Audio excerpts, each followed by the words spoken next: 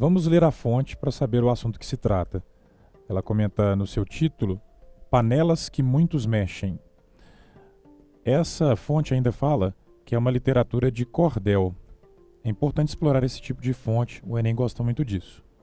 O cordel diz: o Brasil hoje que está figurando uma panela, a política cozinheira está tocando fogo nela, mas tem 1000 mortos à fome por ali ao redor dela.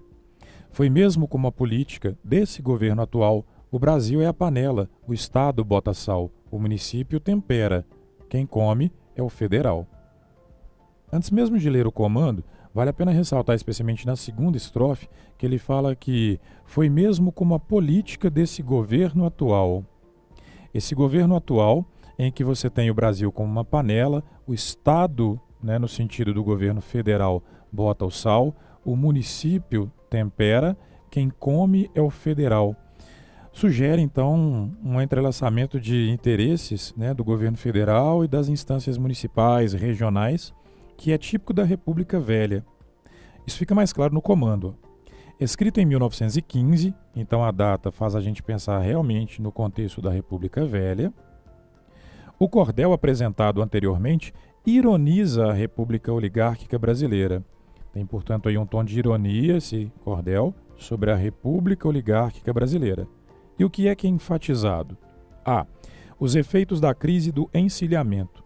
Aluno, aqui recorrendo ao conteúdo em sala de aula, o encilhamento é uma expressão pejorativa para um contexto anterior, Na verdade, se refere aí à política de Rui Barbosa na época do governo provisório e da República da Espada.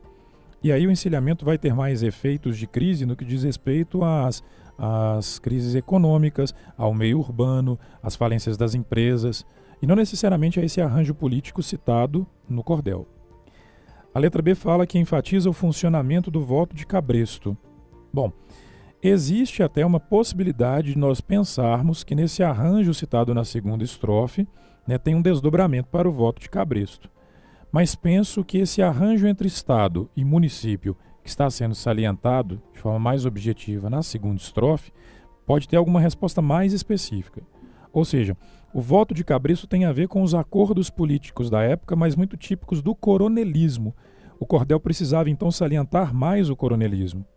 Repare então que na letra C fala que enfatizando o arranjo da política dos governadores, fica melhor a resposta. Então, a letra C é a resposta. E por quê?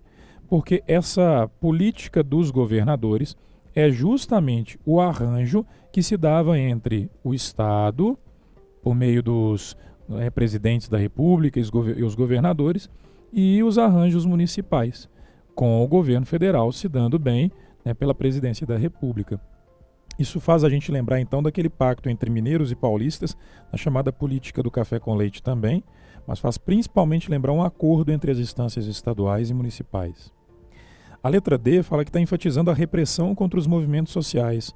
Não há um tom de repressão em nenhum desses momentos aí dos versos do cordel. A letra E fala a ação da Comissão Verificadora de Poderes. A Comissão Verificadora de Poderes era um órgão que se responsabilizava por cuidar das eleições, mas que estava cercada de fraudes, Fraudes existiam nesse período? Sim, mas não me parece ser a questão que mais aborda aquilo que o trecho traz. Então o que fica de dica para vocês, importante nessa questão? Você tem que se apegar ao trecho, tem que se apegar aos versos, principalmente porque está sendo pedida a ironia que esse cordel traz. Então as outras informações podem até ter tom de verdade, mas é a letra C que melhor apresenta o que o trecho e o cordel traz.